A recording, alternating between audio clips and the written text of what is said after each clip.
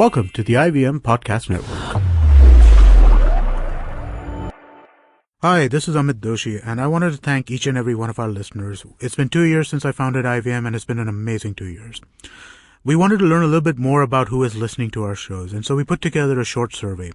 The survey is anonymous, and we aren't going to be collecting any personal information. I would really appreciate it if you could take a couple of minutes out of your day and go to ivmpodcast.com/survey and fill it out. Thanks, and please keep listening. So this week, we are talking about two films that we've seen only one of each. Both happen to have beasts and such within them, but on opposite ends of the spectrum. Well, happy listening, you nerds.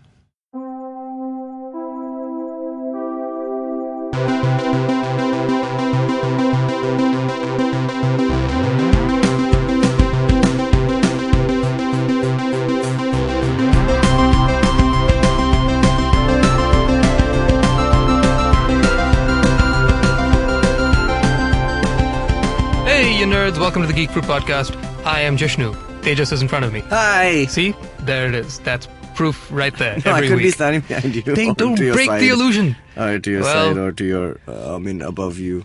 What? I don't know. It's an audio thing. You would never. You can't know.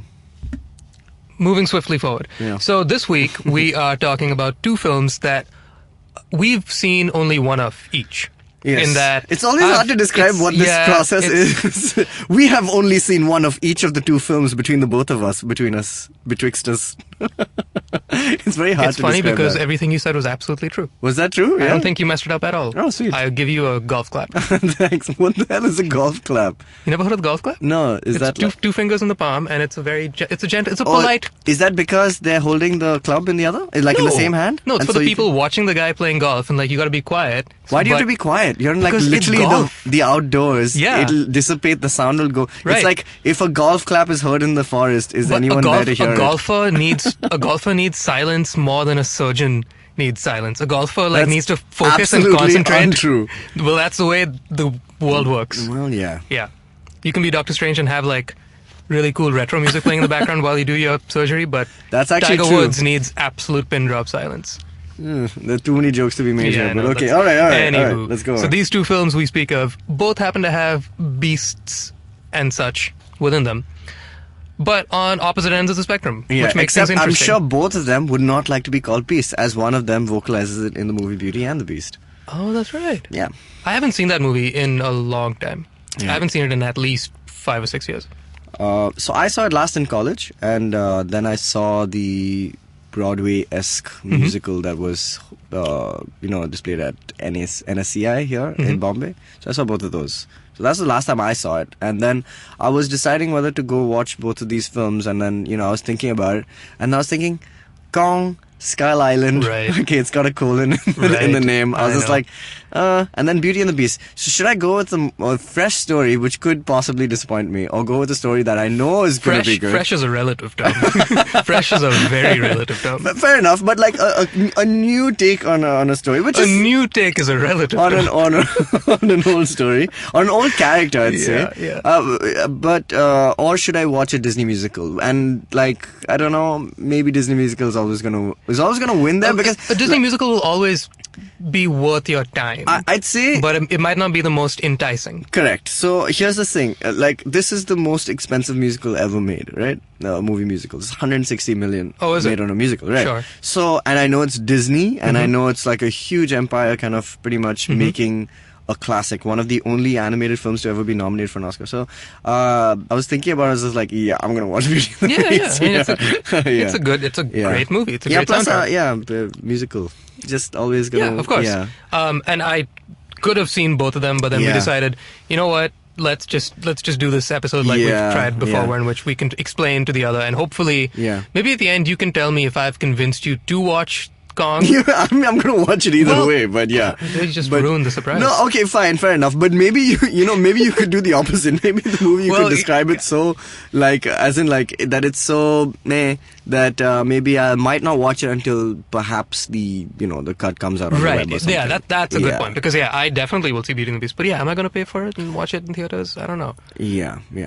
Well, okay, maybe all right. maybe not. I don't know. So why don't you tell me about Kong Skull Island? Before that I have a singular thought, okay? Yes. About King Kong, the character. So I don't know if I was having this conversation with you or with somebody else, but I was just like, why is there another King Kong movie happening, right? Absolutely. That's the question in everybody's mind. Everyone's thinking of it. The last one was 2006, I think, Peter Jackson. Something like that. Yeah. Something around then. So I enjoyed that movie. That was a good movie. It was well made, and it's Peter Jackson and had Jack Black and a great cast. And it had been a while since we'd seen Kong done, recently. Yeah, exactly. With like really good high def VFX and stuff. Exactly. And so I was just, when I saw this movie was coming out, I was like, oh, King Kong, didn't we just have one? Exactly. But I realized I was confusing it with Godzilla. Now, those two characters are very interchangeable. Okay, they're very interchangeable because they're essentially the same thing, right? You're trying to get an empathetic character out of a huge monstrous beast, right? And I saw Godzilla, like the Gareth Edwards one, and I was like, all right, sure. Why is there a new Godzilla movie? But okay, sure. And then I saw this. I was like, wait, why is there another movie coming out? And then I was like, it's King Kong. And here's the thing. Here's why King Kong will endure forever. It's because it's King Kong, and it came out. The first one ever came out like 1933, so it already blew people's minds, like a couple of generations' minds. And here's the thing. A lot of my family, like the older generations of my family, they'll go for they went for Magnificent Seven. They'll go for King Kong because they'll be like, oh, there's a new King Kong movie. I'm gonna watch that. Okay, they won't watch Avengers or things like that. That's a very odd thing. By that definition, do you think that by the time we have kids our age, so we are in like our 50s and 60s, we're going to be like, there's a new Free Willy movie? Man, I can't wait to see that again. I mean, I don't know if Free Willy is the exact same. It's a big monstrous thing that you're like empathizing with. We can think with of an amazing Michael Jackson soundtrack. One song. Amazing song. We can think of a better example. Flubber. No. Hey, I would watch the hell out of No, but there's been no reboot of that of late. Yeah, but there could be Flubberera. Ghostbusters. But there was a Ghostbusters came out. Speak at the truth, the ghostly voice of Navina, producer. Thank you. Always overwatching. But if there was a new Ghostbusters, if there was a new Back to the Future, but then there's been, so I'm talking about a character who's kind of alright. Not really. Dunstan checks in. Dunstan checks in. Dunstan checks in. Dunstan checks in again. Dunstan checks out. Dunstan checks in on Facebook. Yeah. On Foursquare. Yeah. Foursquare. Do you realize no one knows what that is? Possibly. I'm not talking about the cigarettes. Oh god. Okay. I have to segue into this. I have to tell you.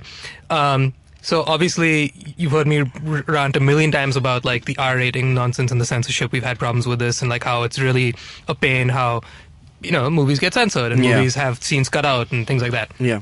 So you also know how there is the smoking kills little thing that shows up in the bottom. Every time smoking is killing someone on screen. Pretty much. It could be a cigar, it could be a matchstick, it could be a vape pen, it could be anything, and it's always there, right? Now, I saw this movie in the Wadala IMAX, but not in an IMAX screen. I saw it in like one of the regular screens. Right. And it was the first time I'd been there. Like it was the only time I'd been to that cinema without going to see an IMAX film. And it was only because we just couldn't get it. Wait, you couldn't get another ticket for any other theater? No, I mean we only Dinkar and I went and we had to catch a late night show and it was like a very last minute thing and so we had limited options. Okay, fair enough. But what I'm getting at is good theater, never been there before. Mm-hmm. But this was the first time I'd seen, both before the movie began and during the intermission, they played this Smoking Kills ad that was like circa 1987. It's that same one, right? Where the daughter's giving his dad shit for smoking. No. Where basically he looks at his daughter and his daughter's just like looking at him and being like, no, you're smoking again, dude. No, this was much worse. Oh, yeah? And I bring up the censorship thing because there have been so many times in this movie as well, whether we've seen a lot of adult movies, a lot of R-rated movies, and people bring their kids in, like toddlers, and like nobody stops them, right? And like, why? One, why did you bring your kid? Two, why isn't the theater people like doing something about it? Like, what's the point of your rating if you're going to not stop people below the age from coming in? Because tickets, right? Yeah. But the thing about this movie, one, it is kind of scary. There are, it's a monster movie. Is it an A movie? It must be. Okay, it's cool. gory. It's graphic. Oh, sweet. It's great. It's good in that way. Nice. They don't hold up, but hold back rather. But there was this ad that literally showed you people's like surgery scars, and you could see like this guy has throat like you can see. Is this about the guy that Mukesh? Is it Mukesh who's basically been suffering and he's probably dead right now? I mean, there are a couple. There are like 2 or 3 patients, and like you see them in their hospital bed with their crying wives next to them, being like, "He's had cancer for so long, and now we've had to do this thing." You can see like the pus oozing out. And I'm like, this is real. Dude. This is not Hollywood makeup. This is a real guy's like open scars. Like this is what our ratings are for, not like freaking throwing an F-bomb now and again. Like that is like grossing everybody out, and it's not even the movie. And that's because it's real. Oh god, it scarred me. Like I did not have the best night's sleep because I played it twice. Why did you have to play that twice? See, will you remember that smoking kills now? I never forgot. I still did it, but I never forgot. Anywho, okay, wait. Before we get into the reviews and stuff, we have one email from Emil. Yeah. As per usual. So this week he's talking about our Ian McKellen episode, So Swagnito, which was just a week or 2 ago. Yes. So that was one of our episodes where we just talked about Ian McKellen and, rave about him, and we should do more, and he agrees. And so he says, it was great, it was really informative. He wonders if we'll ever see anyone apart from Ian McKellen pulling off characters like Magneto and Gandalf. And I say, pulling off, I don't know, but doing them again, definitely. I think there are plenty of good actors out there. Yeah, absolutely. I think we just, we hold a great value to these guys because, it's just going to be a while before we can forget about it.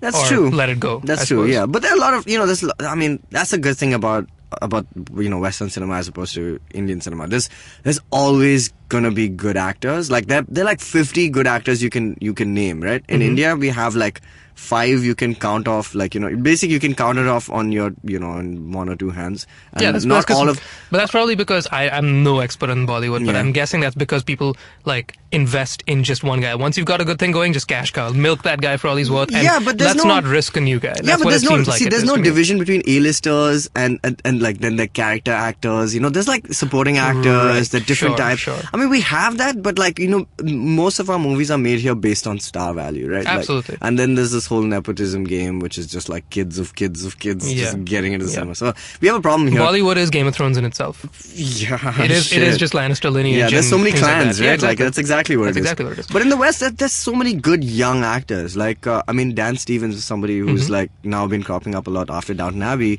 and after we spoke about Legion. He's in this film also, and he does a very decent job as the Beast and all. But I'm just saying, like, this guy is primed for something big. Like, I don't know what. Maybe it is Legion, maybe. But something like very mainstream and so there's plenty of good actors, and by the time this guy becomes 50, he has a beard, plays Gandalf, I'm totally fine with it. Like he's a really good actor. Yeah. So it's just going to take time, but I think it's going to happen. Definitely. He also wonders if he could pull off Dumbledore. Absolutely. Ian McKellen? And that would be an interesting. Totally. That would actually be great if in Fantastic Beasts he. Yeah, but we need a much younger. But you do need a younger. Yeah, like Hugh Laurie or something, right? Yeah, that would be great. Laurie would be great. But I don't know. I can't remember now. But Harry Potter and the Cursed Child, does Dumbledore appear in that? No, just in the painting or something. I can't remember. Yeah, just in that painting. Yeah. Okay, so no real physical. Yeah. Okay, fair enough. And lastly, he says, great episode. It would be great to see similar episodes about William Shatner or Patrick Stewart. Again. Or discuss the greatness achieved by Stan Lee's comics and movies. And that's an interesting thing. Maybe we should take a step away from actors for a bit and talk about Stan Lee, man. Yeah, we should do one. Somebody needs to talk about Stan Lee. creators. This guy is he goes beyond being a legend. This guy's, what we stand for, like even at Geek Fruit, is what Stan Lee stands for. Like, he's the most positive guy about comics and like, characters, and he's just so happy. He's just like happy to be in anything and just happy that it's happening at all, so. We could do an entire episode just on the art of the cameo. I think so, yeah, I think we should. There's been some really good ones. He was in Logan, right? He was not in Logan. Oh, okay, cool. He's not in those Fox movies. He's not in the Fox movies, yeah, that's true. All right. But that being said, he was in the Deadpool 2 trailer. This is true. So maybe he will change it up. Yeah. He was doing third as well. They're in what? He was doing the third movie as well, Stanley. Which third movie? X-Men. Oh, X-Men 3? The Last Stand or... He's watering the plants and then the water goes up and Jean shows her powers. Wow. That's Stanley. He wins the episode again. Yeah, it's cool. How do you remember these things? So I don't remember the damn thing about X-Men. No, but there've been a lot. There've been a lot. All right, cool. So, so yeah, we should definitely do some more episodes on that. Cool. We're gonna take a break. Come back, talk about Kong, Skull Island, and Beauty and the Beast. Hi, I'm May, and I'm a huge huge fan of the indie music scene in our country, a scene that's relatively underground, even though it sometimes speaks its head overground, but there's no shortage of talent, and I get the privilege of interviewing some of the most awesome musicians on my show. I've had the likes of Euphoria, Krish Kale, Hardcore, Randolph Correa. I've had singer-songwriters, folk singers, electronic music producers, playback singers, rappers, fusion artists, instrumentalists, classical musicians, and so on. Whether mainstream or not, these people have chosen to release their original music, and these are the people currently shaping the direction in which our music scene is heading. Join me on my show every Monday and tune in to discover the unique talent coming out of India today.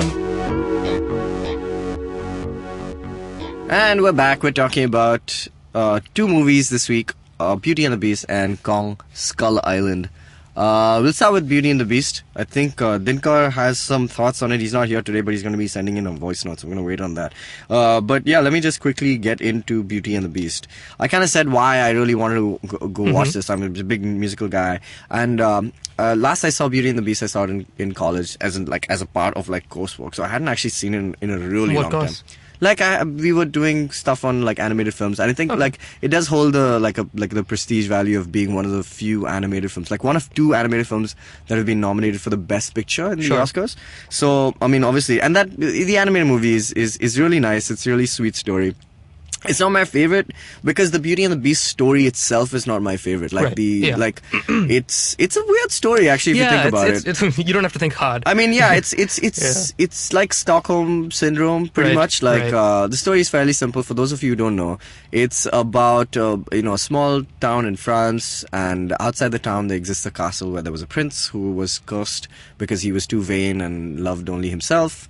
And they said a witch basically transforms into a beast, saying that if you don't learn to love somebody else, by the time this magical rose, dies, you will stay this. And she enchants the entire castle. We all know all the characters, Lumiere, Cogsworth, and all that stuff, who all of them turn into these household objects who kind of aid him in his quest to find love. And similarly, Belle has the same story in the village. I think it's brought out a little better in this film, that she's kind of an outsider, she's an outcast because she reads a lot and nobody reads in the village. Everyone's like simpletons and things like that, but she's kind of built for better things. And so, when her father kind of trespasses onto this guy's castle, he abducts him, and in exchange for his life, she kind of stays in the castle with the beast. And then so on kind of ensues their romance between how they become lovers and things like that. Sure. So I did enjoy this movie. So I went in with pretty low expectations. Really? Yeah, because again, like I said, Beauty and the Beast, not my favorite story.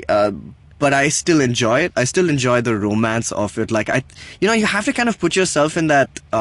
You can't be too cynical watching this movie. Yeah, obviously, it's a whimsical thing. It's a really whimsical thing, and you have to retain that innocence. Watching it as a kid, the animated one is great, right? Obviously, that's the whole point.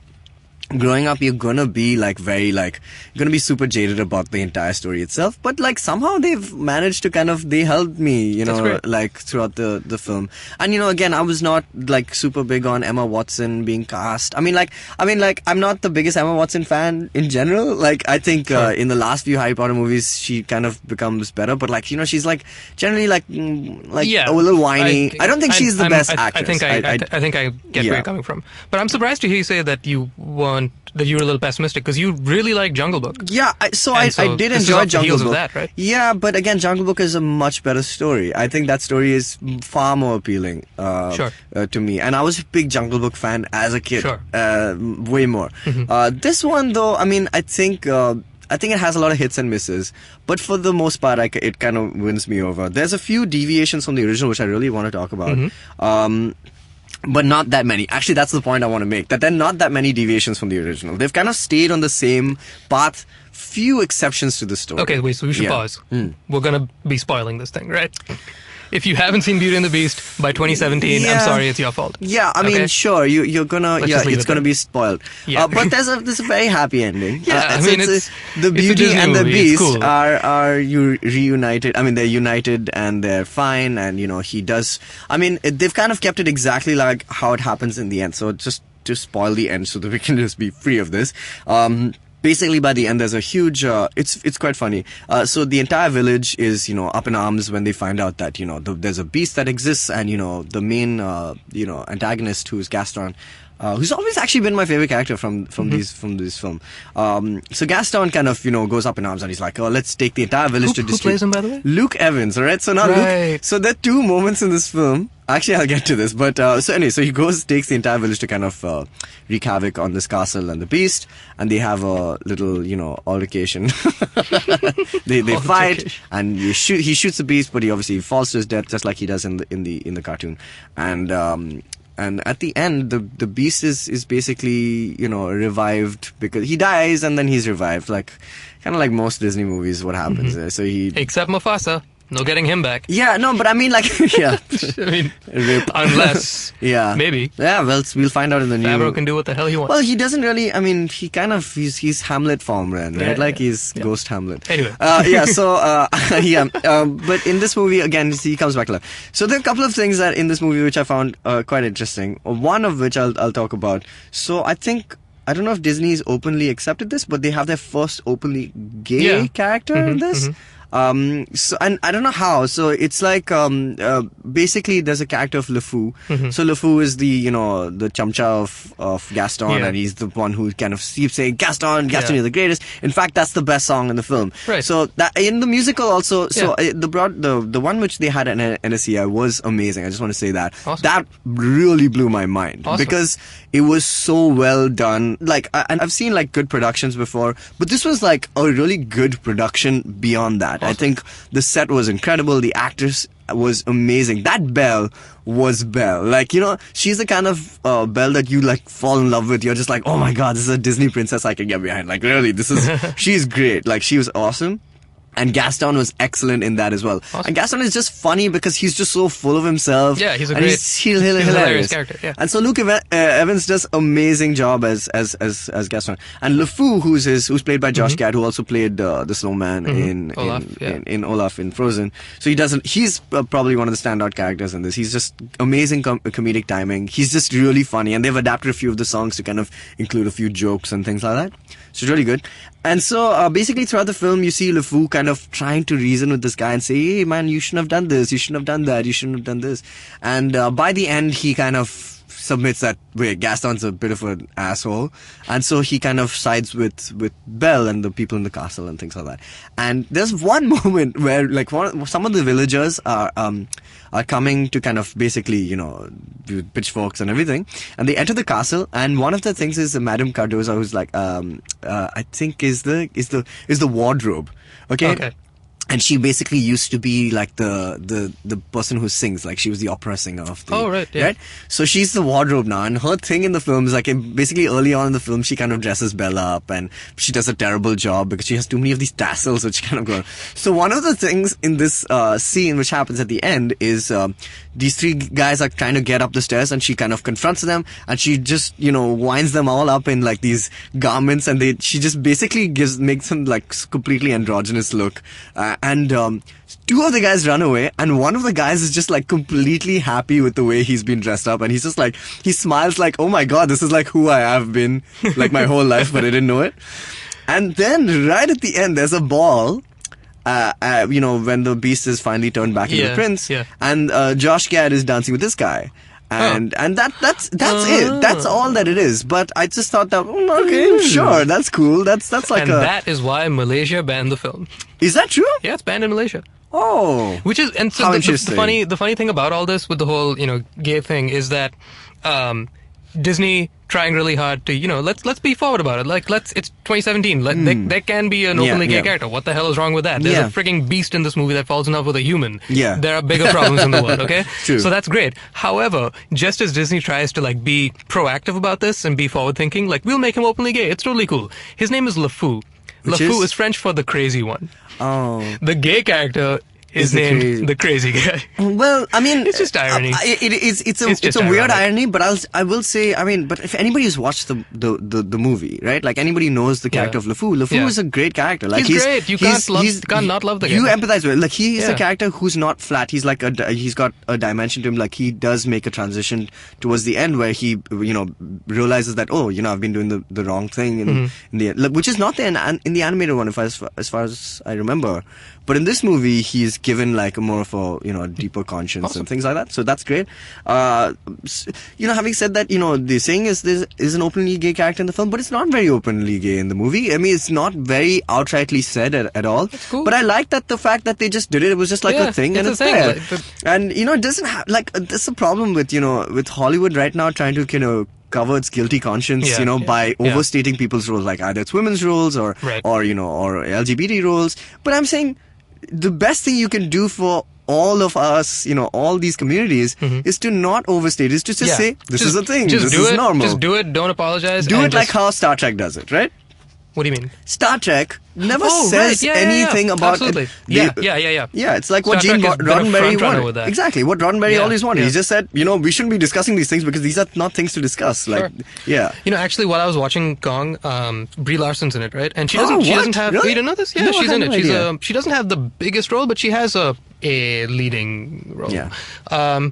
But yeah, she was great in that. And obviously, the nerd inside me, every time I see her doing anything heroic action-y, this is the first time I've seen her in a big, giant action movie. Every time she did something cool, I was like, I cannot wait to see you in Captain Marvel. Because she's one, obviously, a brilliant actor. She's an amazing Oscar-winning actor. We know she can do that. Yeah. And she pulls off... I'll get into this more when we talk about it, but she pulled off this role really, really well, really gracefully, and at no point did I, cringe or question anything that she was doing. And so I got really excited about Captain Marvel. And then I thought to myself, wait a minute, hers will be the first female-led Marvel film. Yeah, that's true. In it'll be 18 years or something. Yeah. I think that's what they're really excited about. That's ridiculous. It is ridiculous. That's nuts. It's pretty ridiculous considering the fact that they have already had really great female characters. Exactly, right? And they've had Whedon do 2 movies, and he is his thing is strong female characters. Yeah. So if anybody could have done, that's why we all want him to do the Black Widow movie. Dude, but Black Widow not doing Black Widow is a complete mystery to me. I can't understand what more do they want. Somebody the people love, played by an amazing actress. She's so badass. You can make 3 movies on that. Yeah. And yet. So anyway, bigger problems there. Okay, so just coming back, there are a couple of moments which you would appreciate. Yeah. 2 moments where I was just like, I've seen this before. One, Hermione skulking around a castle trying to get to the library. I thought that was just funny. I mean, I was just like, I've seen this before. I was like, it's because she's played Hermione. And the second was Luke Evans playing this character who's trying to lead a town to kill a big beast. And I was just like, oh my god, this is like a desolation of Smaug.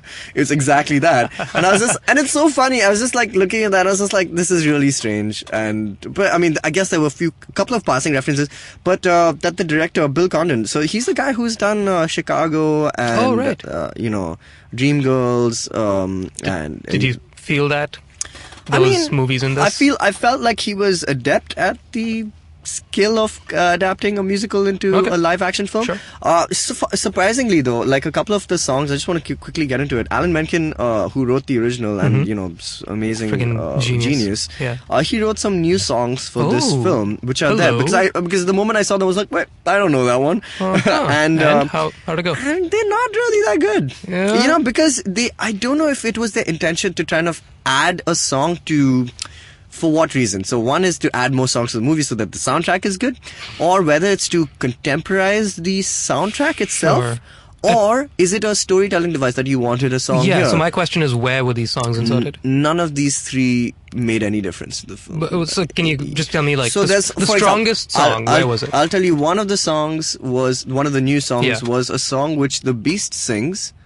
And I'll point this one out as the one I'm using as example because it was my favorite, I'd say, out of all of them. It's the song that the Beast sings when Belle is leaving the castle to, rescue her father. Okay, so basically she's been trapped in this castle, against her will. And then, when she uses this enchanted mirror to see, I want to see my father, they're finally tied. They're pretty close now. And he's like, okay, cool, you can see your father through this mirror. And so she sees that he's being, ostracized by the village. and things like that. You know, because of Gaston and things like that. And he's just like, okay, you should go to her. You should leave. Go. And she's like, what? You're gonna let me leave? He's like, yeah. It's like you gotta do this. And so he's all cool now. Yeah, and so she leaves, and while she's leaving, it's kind of cool because like because this huge tower, right? So by the way, cool thing for all of you, the Disney logo at the beginning of the film is also his castle. So it's cool. I like that. Nice touch. So the same castle is kind of has that one really tall tower. So he keeps kind of climbing it to get to the top to try and see how far he can see her. And so the song that he's singing that song while he keeps climbing the tower to kind of see her, and you can see her like a small speck in the distance, and then the last note is a huge like zoom out kind of full shot to kind of focus on her. Like it's really really nice. Again, it was a bit unnecessary, like in terms of like but I'm saying the song wasn't great. Okay. It's weird. And the other thing is Dan Stevens has played this role, but they've all obviously kind of pitch shifted his voice and made it like gravelly and low. And yeah, because it's not his voice. His voice is like what we've seen on Legion, right? But it's his voice is like, because it's the beast, and he's like, okay. Well, okay. So even the song is like song like this and everything like that. So I can forgive that though. I know it's totally appropriate. It's fine. It's totally fine. In fact, like we'll take a break. I'll play maybe a song from it. But so that was the only thing. A couple of the songs, just surprisingly good. Like I said, the Gaston song, you can do this, Gaston, you can do this, Gaston. That was the best, because it was live action, and I think the main ones which we all thought were going to be the big ones, which is like Be Our Guest, and they were all right, because it's Ewan McGregor's kind of standout song. He plays Lumiere. Yeah. And so it's nice, but a lot of that song was just CGI. It was only CGI because it's all the plates and the dishes and everything dancing and everything. And Emma Watson is pretty much the only live action character in that whole scene. Like it could have been done the entire like chroma screen, but so that's the only thing. Weird thing, I don't know if there's a connection. I've not found anything online. Not that I've done so much research. But what is this whole India connection with this movie? Like, why did they do Beauty and the Beast last year? Was it intentional that they're doing this? Oh, right. Because in Be Our Guest, there's one scene. I don't know if this is related or not.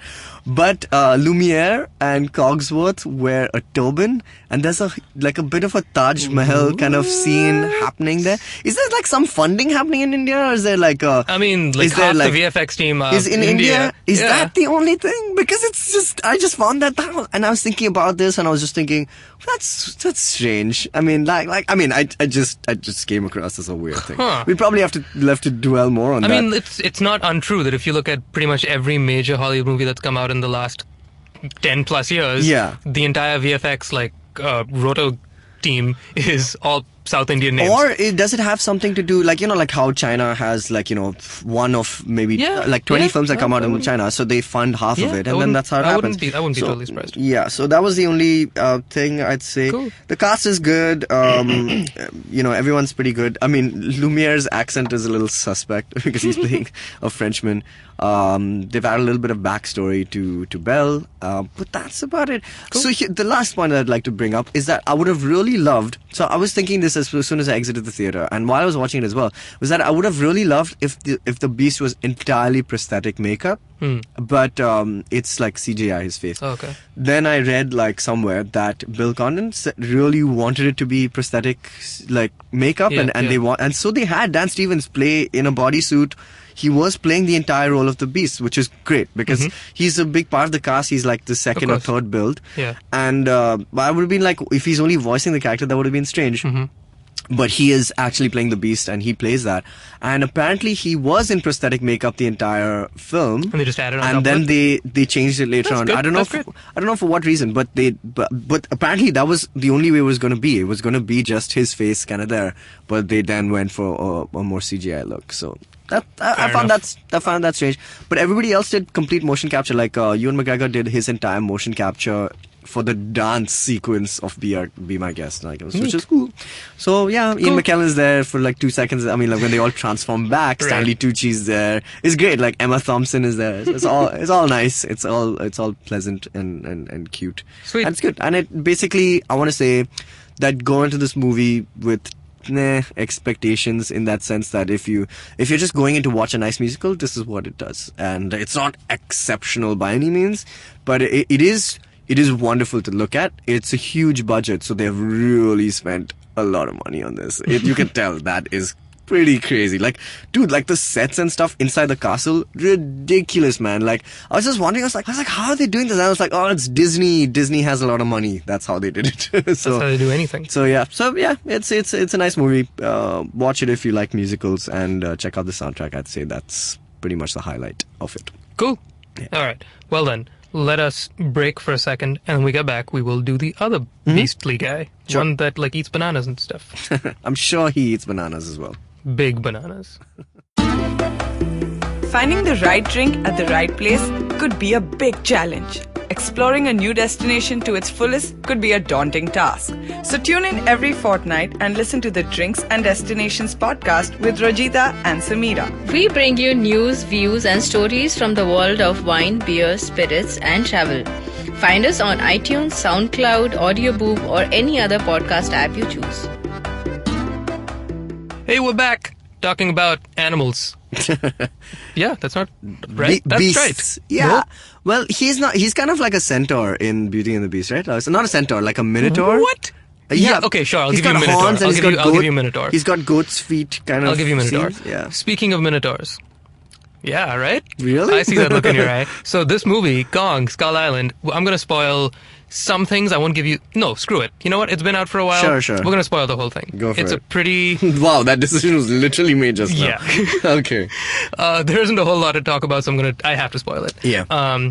So it's a surprisingly interesting universe they're trying to create now. Is this a universe? This is a universe movie, man. Naveen, have you seen the movie? Everybody and their mom is trying to make universe movies now. Oh, this is connected. This is connected. So, before So then, in that case, before that, who's the studio that is doing it? Which is the studio? It's Warner Brothers? No, I want to say it's Legendary. I could be wrong. Because then I think is this part of the monsters thing? So Godzilla. It is part of the Monsterverse. Okay, yes. Monsterverse. Who all are in the Monsterverse though?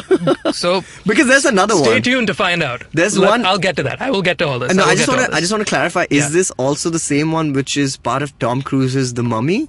Because that's also I will get monsters thing. I will get to this. All right, fair enough. Yeah, good. I'm excited. Stay tuned for more, people. I'm so excited. I hope you're on the edge of I'm more your... excited for this than the movie. I just want to say that. Okay, so like we said many times, I'm sure everybody said, nobody asked for this movie at all. Nobody wanted another Kong movie, but they just gave us one.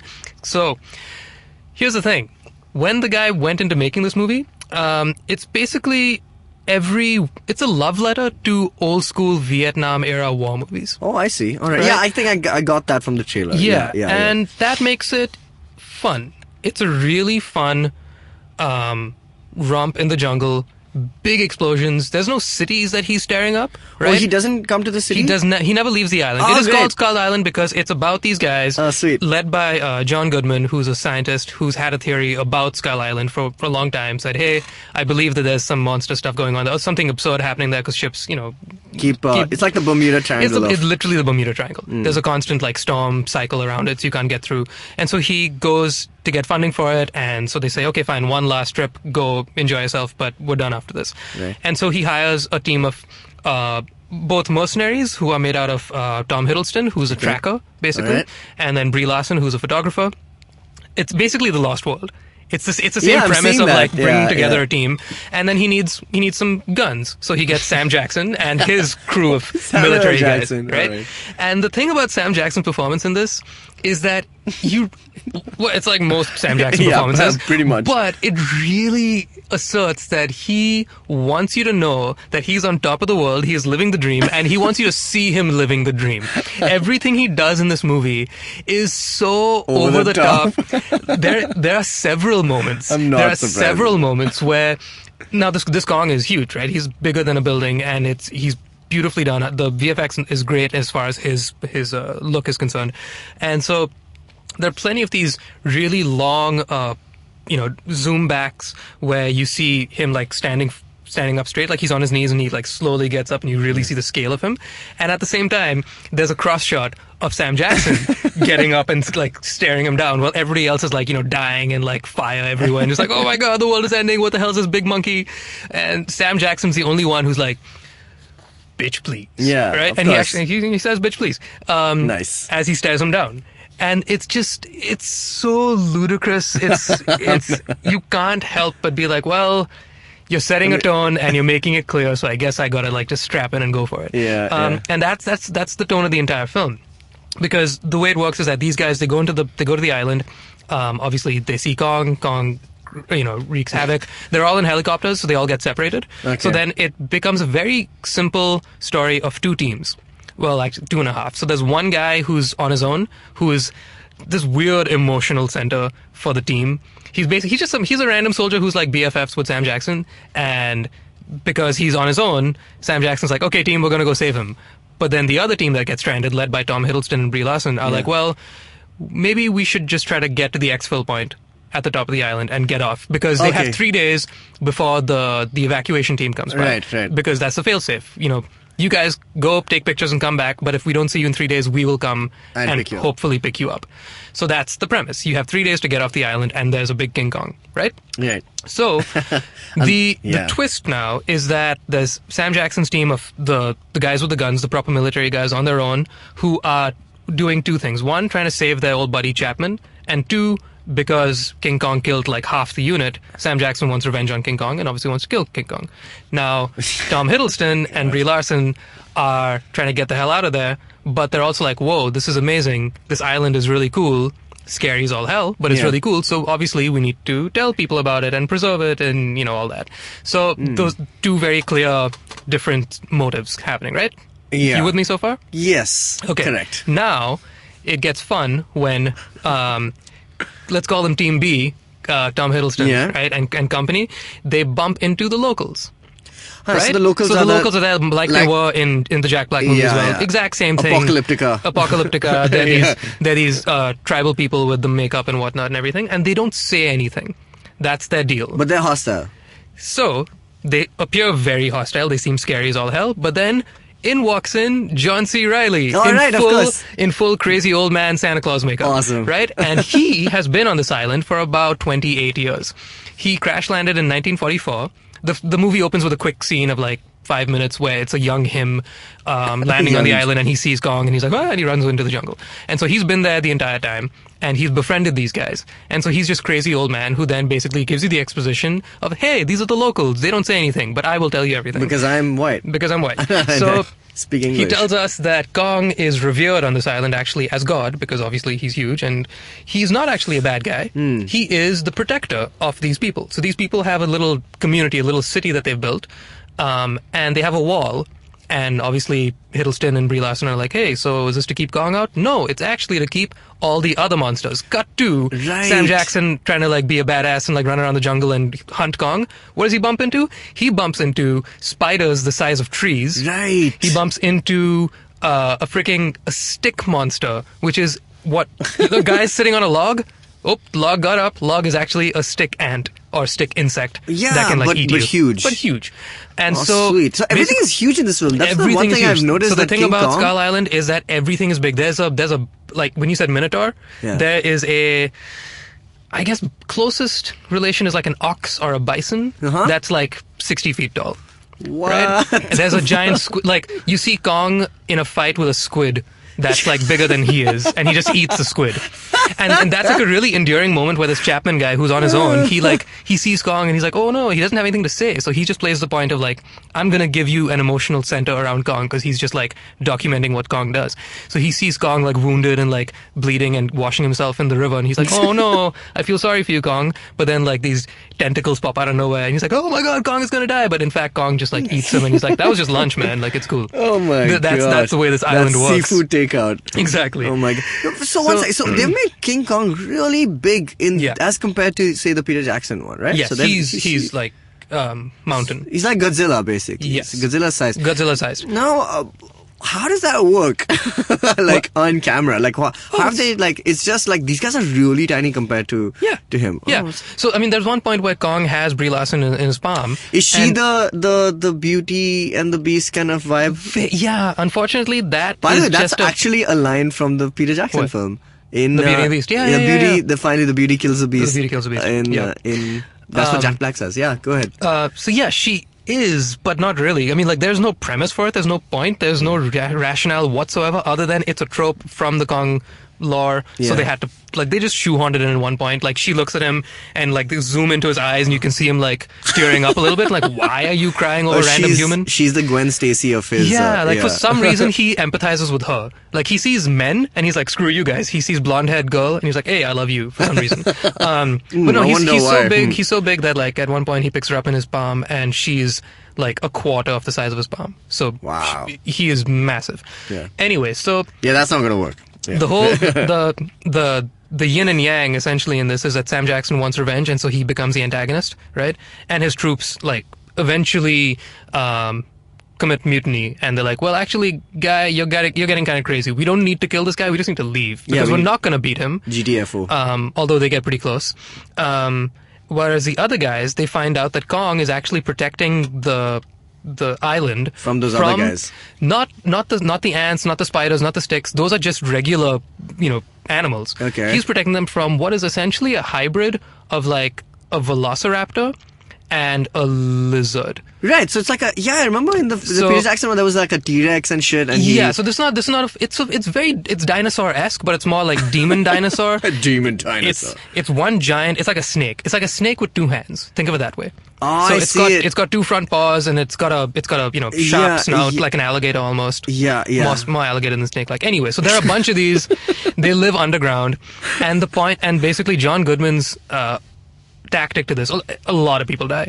A lot of people die in this. And so his whole plan, essentially, when he came to the island was, we're going to come to the island, we're going to drop bombs, and the point of the bombs is to be seismic indicators. So he has a team with a bunch of computers on the ground. As they're dropping bombs, they check the Richter scale and be like, oh wow, the base of this island is actually pretty hollow. That's amazing. That means there might be people or things that live down there, and those things are these lizards. And so Kong and his family of Kong apes were trying to protect the island, but everybody in Kong's family died, so he's the only one. Oh, he's a lone survivor. He's a lone survivor. He's a solo kid? He's a solo kid. Huh? So there's a point where this movie is so over the top. There's a point where these guys walk through Kong's elephant graveyard, essentially. They walk through like his family's remains, trying to get from A to B. They have to go through this murky graveyard. And I can't explain it because we don't have an hour for me to explain how this happens, but you see Tom Hiddleston and John C. Reilly with a samurai sword wearing gas masks, chopping lizards in half. Lizards the size of like a building with one single samurai sword, and you see like napalm flying in, and you see it's a romp. Yeah, that's the best way I can explain it. So King Kong is basically like Bruce Wayne because his parents died and he's taking he's avenging them. Yes, let's go with that. Yeah. Now, like I mentioned earlier, it's kind of a love letter to Vietnam era war movies. Okay. Specifically, you'll see a lot of references that are some more subtle than others to things like Apocalypse Now. Right. There are obviously helicopters, so it's full of like CCR. That sunset shot. Yeah, that sunset shot has got Creedence Clearwater soundtracks. Nice. They played David Bowie at some point, which was kind of cool, but like in my book, like Guardians has claim to David Bowie now, so like that just weirded me out for a second. But Dinkar actually, I watched it with him. He noticed a really interesting thing which I missed completely, and I feel kind of like an idiot. So he just sent in a little voice note to us, which I'm going to play right now. Go for it. Explaining his thoughts. Hey, so I thought Kong was just fine. It was pretty entertaining in bits. It's the kind of movie that if you came across it while flipping channels, which of course no one does anymore, you'd say like, okay, I'll watch this. But I think the problem is that's not enough anymore. There's been like tons of great King Kong movies, and like Peter Jackson's King Kong is super underrated if you ask me. And this one just isn't special enough to justify its own existence. And like that sounds pretty harsh actually, but what I mean is it's you can take it or leave it. There's no real staying power there. Couple of things I wanted to mention. First off, the director, Jordan Vogt-Roberts, he's like another case of an indie director who suddenly made the leap to directing big budget CGI spectacles like Colin Trevorrow or the Russo brothers. Before this, he's just done a movie called Kings of Summer, which had Nick Offerman and some kids in it. It was decent. And he's made a lot of shorts, especially for like Funny or Die. And there's this one called Successful Alcoholics, which has TJ Miller and Lizzie Kaplan, which everyone should watch. It's like one of the all-time great short movies, if you ask me. So everyone watch that. You can find it for free online. And secondly, this movie is full of references to other war movies.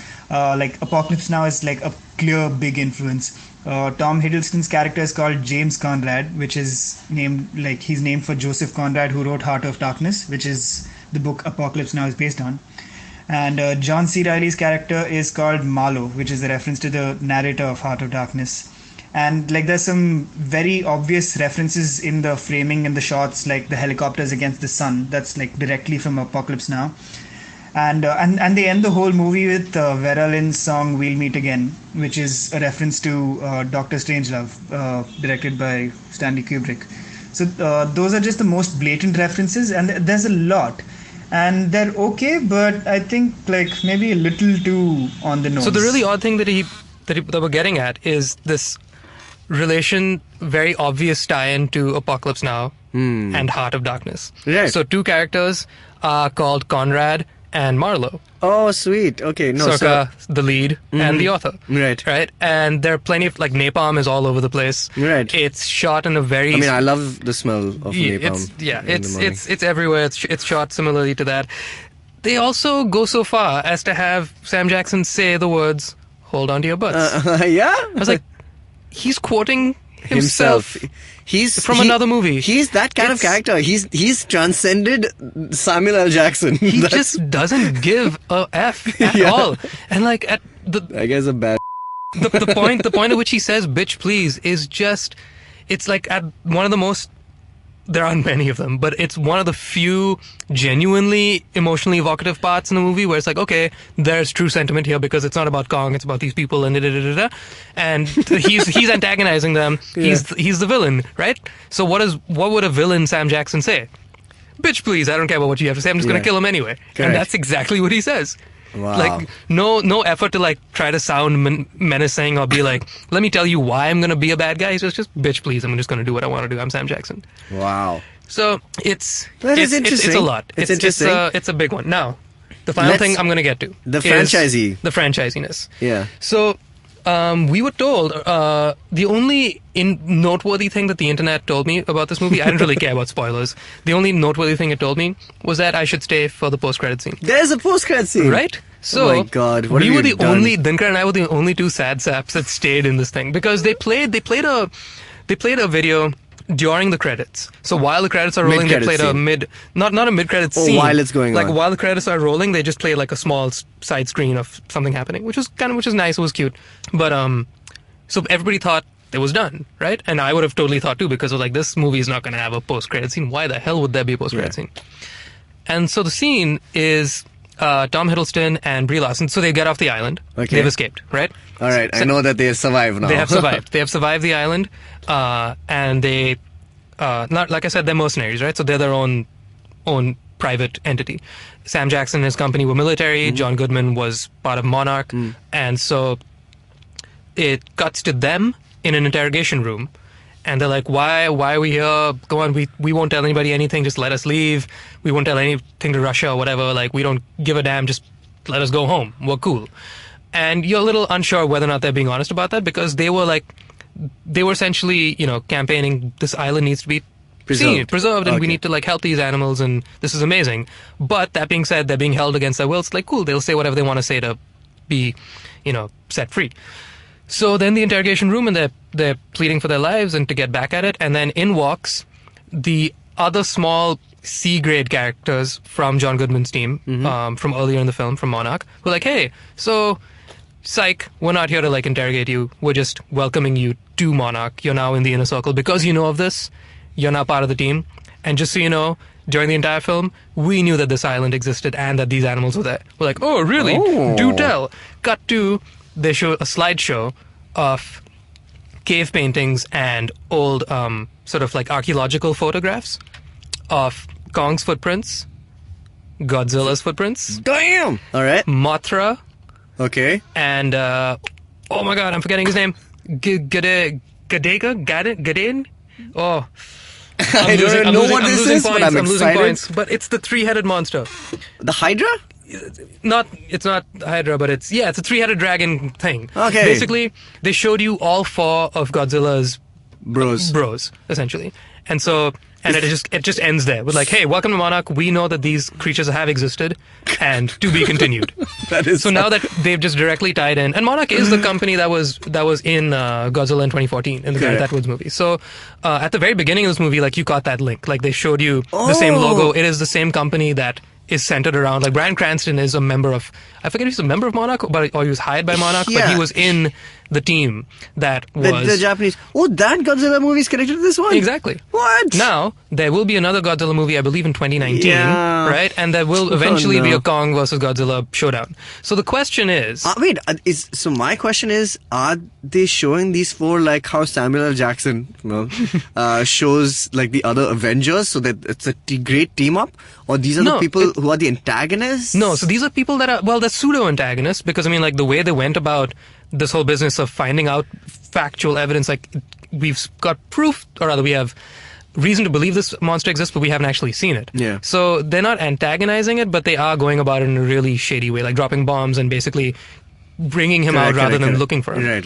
So all they showed was just evidence that like these guys exist. They exist. We just haven't seen them in the flesh. Man, that would be the greatest team up movie, though. That's what they're going for. So it's the monster verse in that you're eventually going to see the Avengers of the monsters, all of them together fighting it out. Yeah, now the question I don't want them to fight each other. I want them to fight together against a sixth thing. So that probably will happen. Actually, it would be very surprised if it didn't. That would be great. So yeah, we're going to see the two of them duke it out, I believe, in like the early 2020 something. Yeah. So more franchises for everybody. That's great. That last scene was not as exciting as I thought it would sound, but that's cool. I mean, I'm okay. Yeah, I'll watch the movie. That was our sentiment. We're like, I'll watch the movie. Okay, why not? I guess everybody's doing it, so I guess you too. Great. Okay, cool. So, well, there you have it. Those are so. Jishnu, you'd recommend watching the movie in the theater? Yeah. Oh yes, I wish I watched in IMAX. I did. Better in IMAX, right? It would have been better in IMAX. I think Beauty and the Beast also would have been better in IMAX. I had a pretty bad experience because I think they showed us the IMAX cut, and because there was a weird crop on the screen, it was bad. It was a weird one. Interesting. And there were subtitles, so that also sucked. Yeah, mine too. All right, so that was our reviews of Beauty and the Beast and Kong, Skull Island. So if you have any thoughts on either of the movies, write to us. geekfruit.in is our website, or you can write to us at contactgeekfruit@gmail.com. You can find us on all social media at geekfruithq. That's Facebook, Twitter, and Instagram. Jishnu, what are you on Twitter? I am Jishnu Guha. And I'm at Tejas Menon. And that's our show, you nerds. Hey, if anybody can tell me what those monsters are called, that'd be great. Yeah, please do that. It's on the tip of my tongue. It's gonna bug me all day. Yeah. Bye. Bye.